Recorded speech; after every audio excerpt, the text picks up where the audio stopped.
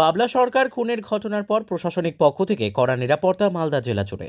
মালদহের তৃণমূল নেতা বাবলা সরকার খুনের পর থেকে একের পর এক তৃণমূল নেতার ওপর দুষ্কৃতীদের হামলার চেষ্টা।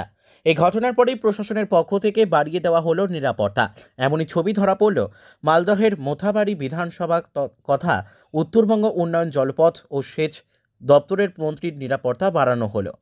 এদিন দেখা গিয়েছে মোথাবাড়ি বিধানসভা কেন্দ্রের বিধায়ক তথা রাজ্যের উত্তরবঙ্গ উন্নয়ন জলপথ ও সেচ দপ্তরের প্রতিমন্ত্রী সাবিনা ইয়াসমিনের চারজন অস্ত্রধারী পুলিশ কর্মী সহ একজন অ্যাসিস্ট্যান্ট সাব ইন্সপেক্টর মোতায়েন করা হয়েছে প্রতিমন্ত্রীর বাড়ির সামনে।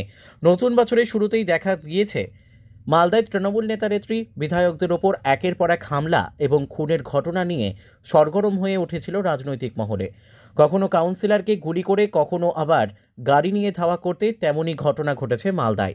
আবার কখনো বিধায়কের গাড়ি ধাওয়া করেও হামলা চালানোর অভিযোগ উঠেছে মালদাতে। শুধু তাই নয়, তৃণমূল কর্মীকে খুন করার পাশাপাশি প্রকাশ্যেই গুলি ছোড়ে খেলা উদ্বোধন থেকে শুরু করে নানান ধরনের অপরাধমূলক ঘটনাতেও রীতিমতো চাঞ্চল্য তৈরি হয় মালদা জেলা জুড়ে। সেই সব পরিস্থিতির দিকে লক্ষ্য রেখেই এবারে মোথাবাড়ি কেন্দ্রের তৃণমূল দলের বিধায়ক তথা রাজ্যের উত্তরবঙ্গ উন্নয়ন দপ্তরের রাষ্ট্রমন্ত্রী সাবিনা ইয়াসমিনের নিরাপত্তা বাড়ানো হয়েছে প্রশাসনের তরফে। এই প্রসঙ্গে মন্ত্রী সাবিনা ইয়াসমিন বলেন, রাজ্য প্রশাসন যেটা ভালো মনে করেছে সেটাই করেছে। তবে মুখ্যমন্ত্রী মমতা বন্দ্যোপাধ্যায়ের অনুপ্রেরণায় সাধারণ মানুষের পাশে থেকে সারা জীবন কাজ করে যাব।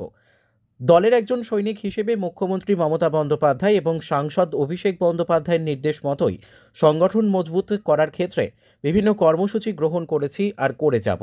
সামনের বিধানসভার ভোটকে লক্ষ্য রেখেই বুথ স্তরে দলীয় সংগঠন চাঙ্গা করার প্রয়োজনীয় উদ্যোগ নেওয়া হয়েছে।